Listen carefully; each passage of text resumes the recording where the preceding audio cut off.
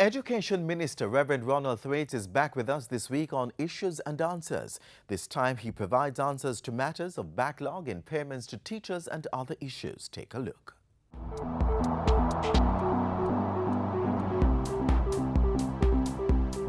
Welcome to Issues and Answers. I'm Ian Boyne.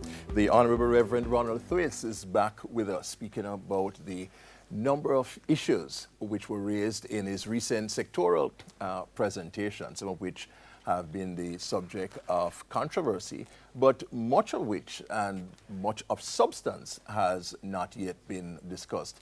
We do so today. We thank you for your company. Minister, good to have you back. Just to follow up on an issue which had been raised last week, or at least the subject, one of the points which were brought out in the recent discussion on the leave entitlements of teachers is that these entitlements were first acquired in lieu of salary, and therefore it would be unjust to remove them without adjusting salary. How do you respond to? I don't think so. I don't know all the history, but these are benefits. First of all, study leave is not an entitlement. It is a discretionary benefit that the code provides for. And I'm obliged to act within the code of regulations, and a wage agreement, respectfully, cannot superimpose law. So you reject that kind of premise, even though you know that the practice has been to have a number of benefits as a means of compensating for the lack of income. That has been the tradition in industrial relations bargaining. It may have been, and one is anxious not to violate that. But at the same time, that argument, however accurate, cannot be the cramp against the fundamental changes in education that the results and that the needs of the nation and of the students are called for now. Yes. This system needs whole-scale overhaul. It works well for some, but it doesn't work adequately for the majority. And we can't continue the way we are, Ian. And everyone has to be a participant in that change, not just teachers, not just government, but everyone. Yes. But the point that you have just made leads me now to the responsibility of the state, the responsibility of government. Yeah. What is your ministry itself doing to set its own house in order to carry out the needed reforms and reorganization? Fundamental change has to take place within the Ministry of Education and its affiliates.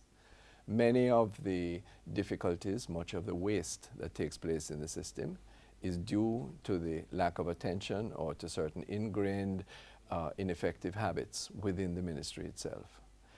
There is a great deal of duplication of services, and not all of them given adequately, that we have to change, that we have to look again at our customer service.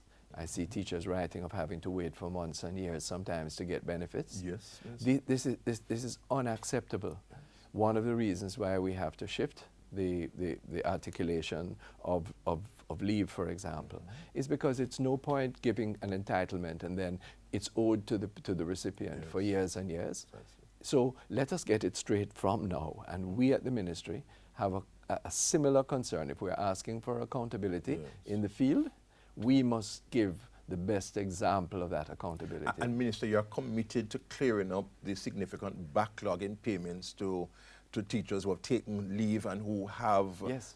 You're committed to... We are committed to that. But you have a program of... Indeed we do, but we cannot do that if we continue on the dribble of entitlements, which are simply not sustainable anymore.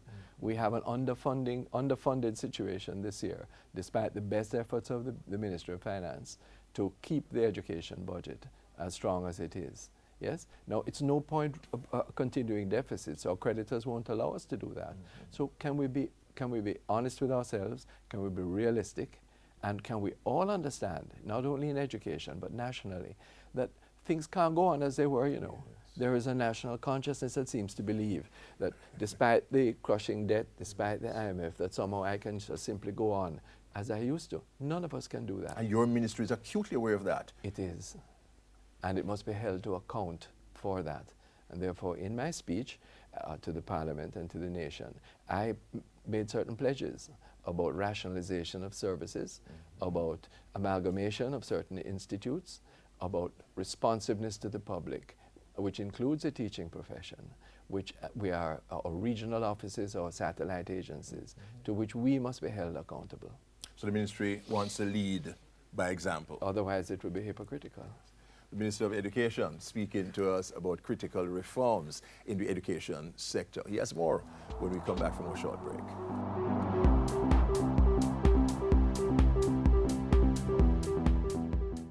No, son. A verb is an action word. Parents need to become more involved in their children's education. Parents are the first and in many cases the most important teachers. Read with your children. Review their schoolwork. Visit their school. Tapping and rapping and slapping, I said. Nice. High five. Woo! A good education will never decay.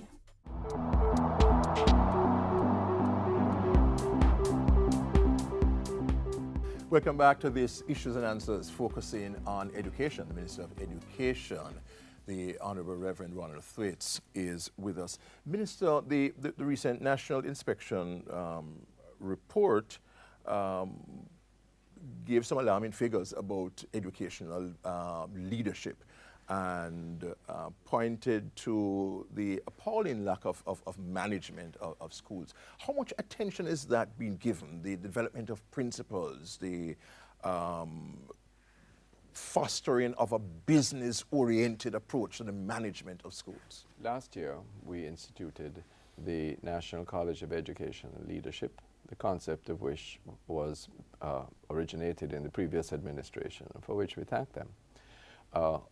Over 300 principals and prospective principals have begun their training, and I trust that by the end of 2013, all principals and vice principals will be required as a condition of their appointment to have completed a course, not just in management, but also in the very practical aspects of leadership.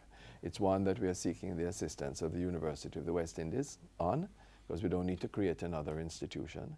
And it must have, the leader must have experience and insight into pedagogy, but he must also be an effective accounting manager, accountable in human relations. Skills, yes, yeah. all of these things. And therefore the Mona School of Business, the Department of Education, and the ministry are combining to offer this, and it will become a requirement for advancement in the education system. Minister, your thoughts on reforms for the tertiary sector? The tertiary sector faces two main difficulties, opportunities. The first is that we now have some 17 universities and 50-odd accredited courses. They're not all of the same level. Maybe they're not expected to be, but we have too many people doing the same things, and we can't afford that. And we have many institutions that have come. I don't wish to disparage them, but maybe they could be loosely called suitcase universities. And people are signing up, but they do not have the accreditation of the University Council of Jamaica, and there's disappointment and loss afterwards. So the Jamaica Tertiary Commission is going to have the task of rationalizing, not to cramp business, yes, the business of higher education, but to give it pedigree, and along with the University Council to make sure that its quality is maintained. The second very significant difficulty is how do we pay for tertiary education? Yes. Because more and more young people, despite the general difficulties in education, they are qualifying, they're matriculating, yes. And we have to find ways that they can complete. Now, the state can pick up a portion of those costs in the state-assisted universities, but it involves considerable private investment, which many people have difficulty with. My advice to parents and families, well-wishers, yes, is forget the bling dress and the other things and start to save from the child is born for their university education. We never thought it appropriate before because it was beyond the possibilities. No, it isn't. Jamaica has so invested in education, individuals have, that children who are now, many children, thought unlikely before, are now going to become doctors, lawyers, engineers, certified plumbers, mechanics, all those good things. And is the Student Loan Bureau funded to the extent that a child who matriculates for university can have the assurance that he will get a loan, Minister? It is for this year. For this year it is? Yes. It is going to be a challenge to make sure that the required amounts are available in succeeding years when the numbers of those needing will swell. And once again, we have to call upon private capital. There must be a way in which the savings of individuals can be devoted responsibly, prudently, towards its highest objective, which is excellence in education. Nutritional support for our students, Minister. We have $4 billion this year, more than before, $4 billion? to spend on helping children to have the right diet. It used to be that we thought that the school should provide a third of the daily requirement. The truth is now what many students get at school is their only substantial food. And we have to do better to ensure the nutritional value of it and the economy of it. Trucking around juice and bullas around the country may not be the continuing best way to go. Can we excite the agricultural sector, the communities, yes, to say, if we gave you the sum of money that we have allocated for each child, could you feed your child in the school being accountable, offering better nutrition, and using as far as possible local material? Virtuous circle. Wouldn't it be? Yes. Look what it would happen to aggregate demand. Yes. So they're starting in parts of Northwest St. Elizabeth, and other communities are now coming in. It can spawn a number of businesses. Why should we be supporting foreign farmers when we can grow what is necessary to nourish ourselves? We want to put a special emphasis here on nourishment for the early childhood sector, because that is when brain formation is taking place. Thank you very much for your time, Minister. Always interesting to chat with you. The Minister of Education, the Honorable Reverend Ronald Thwaites. Thank you for your company on Issues and Answers. Until next week, Ian Bourne wishing you a pleasant day.